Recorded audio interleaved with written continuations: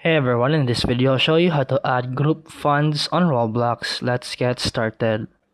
To add funds to your group, you can't just deposit Robux directly. Roblox doesn't allow that. Instead, you need to sell an item like a t-shirt or Game Pass through your group. Go to create.roblox.com on your browser and log into your Roblox account. Then tap the three lines in the top left corner, then go to Creations and choose your group. Now click Avatar Items and then select Classic T-shirts. Now tap Upload Asset, choose your design and upload it. Set a price in Robux. This is how people can buy it to add funds to your group. Once someone buys the item, the Robux will go into your group funds after Roblox pending period. You can check your funds by going to your group page, revenue, and summary.